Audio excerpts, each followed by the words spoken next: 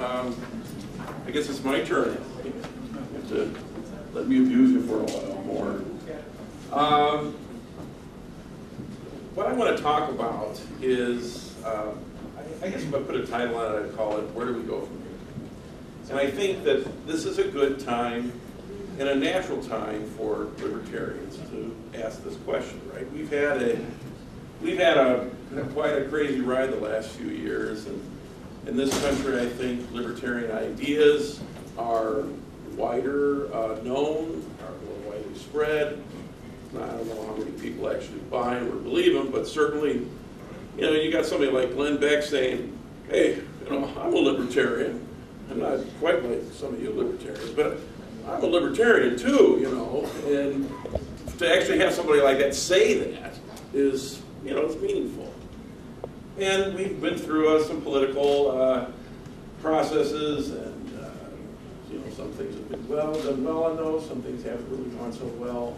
So it's a time to reflect. It's a time to think about where do we go from here. And given the government's response, the criminal class, as I call them, their response to our movement, one of the responses of where we go from here might be something like,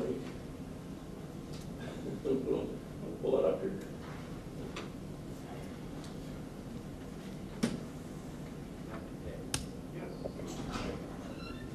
What is the best way to deal with things?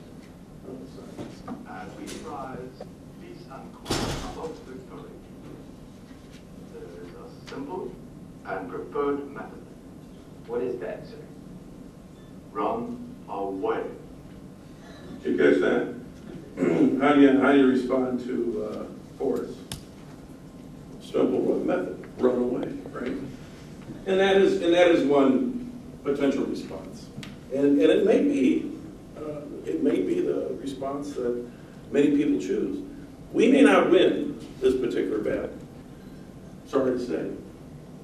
This country is going in a direction that is, I'm going to turn this off. This country is going in a direction that is, at least the federal government and most of the states, some states may be a little bit differently, but it's going in a direction that really is not towards liberty. In fact, it's going in a reactionary method that if people want to be free, well, we'll stop that. We'll slow that down. So, it's a big world, and there may be other options for us. But if we decide to stick around, if we decide to fight this battle, and I think that that's a valid option as well, it might be helpful for us to look at movements, liberty movements, and movements in particular of political movements that were against the grain and that were persecuted, and look at their journey and see what they did and how they thought at these sort of pivotal times. What did they think about doing? And maybe they thought about, what can I do differently? What can I do better? So I'm going to take you on a little journey through a lot of these movements, and I'm going to use it. The way I'm going to do it is by using the words of these people, because when I ask myself, well, what should we do? What should be done? I Googled it, and I realized that there are many essays out there over the last 150 years where they were titled, what should be done? What should we do? So it wasn't great, it was easy. So the first one was a guy named NikLudwig. I'm sure you remember him. 1863, there was a political movement, a democratic movement, revolutionary movement in Russia against the Tsar and serfdom and so forth. And this guy was part of it. And in fact, he was in jail when he wrote this, and he said, well, we've had some success, but I'm in jail too, and most of our followers are in jail, or they've been exiled, which is what the Russians did back then. So what do we do? What can we do? Where do we go from here? Well, he said, I don't know what to do except to fight harder. We just have to be more committed to this battle. We have to struggle. We can't give in. We have to be committed to the fight. That's what he said. That was his response. That was the best thing that he could come up with on what to do. And many of them did. And in fact, if you know your history, we know that the Tsar eventually, they did, well, you know, at least a movement, a group did defeat the Tsar and did win that battle. Took a long time, took at least 50 years after that essay was written, and a lot of bloodshed, and of course the result of that change in political power turned out to be not necessarily the best result. The next essay, written by a guy named Leo Tolstoy. Hear of him, another Russian. And he was a Christian and an anarcho-pacifist, I think as many people call him that. Gandhi was very inspired by Leo Tolstoy, and they corresponded a lot and had some of the same ideas. Well, Leo Tolstoy, 1886, wrote, "What shall be done? What shall we do?" And his response, or his ideas were that, you know what, we have a moral problem. And it's a problem in our country, in Russia, but it's also a problem of humanity.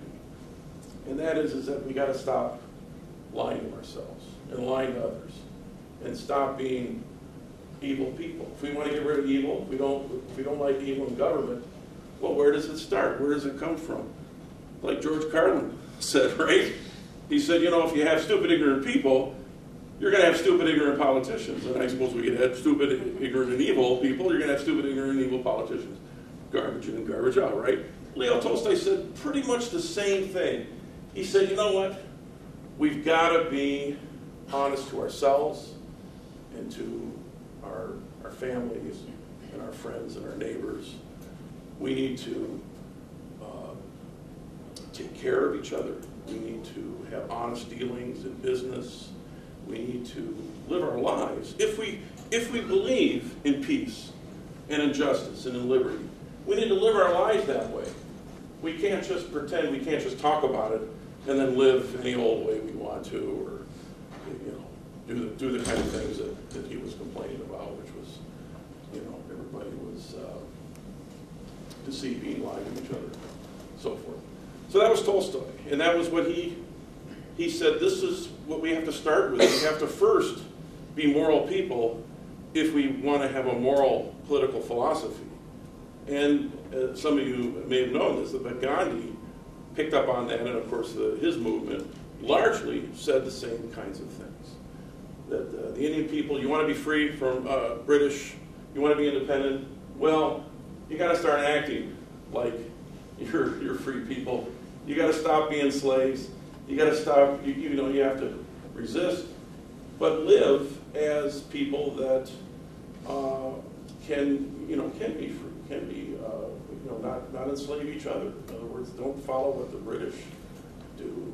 Live like good free people. So that was Leo Tolstoy. 1902, Vladimir Lenin wrote an essay called "What should we be? What should we do? What should be done?" Same title. He said, and you got to remember, 1902. If you know a little bit about your communist history, the socialist movement had tried for years to overthrow governments in Europe and in Russia, revolutions, and you know what happened? They all failed, right? I mean, they'd start a revolution every few years, and then government would put it down, and then a bunch of people go to jail, some people would be executed, people would be exiled, and they do it over and over again. So Lenin, and it just had happened again right before this, at this time when he wrote this, they had just had another failed socialist revolution. And so Lenin is writing, he's saying, well, you know, what do we do now? He said, obviously what we're doing isn't working. Here's what he said. He said, well, here's what's not working. What's not working is trying to convince the masses of people, everybody, to become a good socialist, right? Yeah, we believe in it. We believe in this idea. So we go to the factories, we go to the workshops, we go to the farmers, the peasants, and we teach them Marxism, right? We sit them down after a long day's work. We teach them all about Marxism and the dialectic. And it's very important. Everybody should know it, right? And he says, you know what we found out? Most people don't want to know it. They don't give a shit about it. They don't care. And they're too tired. They've been working all day. They're slaving away And then they have to sit for another couple hours, and they got to hear some more about, you know, the political system and why they need to change their thinking and so forth. So it doesn't work. And the socialists believe, you got to understand that they really believe that this was truth, and that if people actually learned it, then the world would change for the better, right? That's what they believe. Socialism believes that. It's a utopian thing, and they believe that, you know what, this is, if people just understood this, this would be great, and then things would be better. So Lenin said, well, it's not working. So here's what we got to do. We can't just expend our efforts trying to teach everybody. We have to have a vanguard, a cadre. We have to have people, we have to teach a few people. Teach them very well so that they're experts at this stuff. So that they really know it back and forth, up and down. They have great communication skills. They have ability to communicate with all kinds of people, all classes of people, and the ability to go anywhere and teach people these ideas. Then they will teach others to that same level. And then they will teach others, and they will teach others.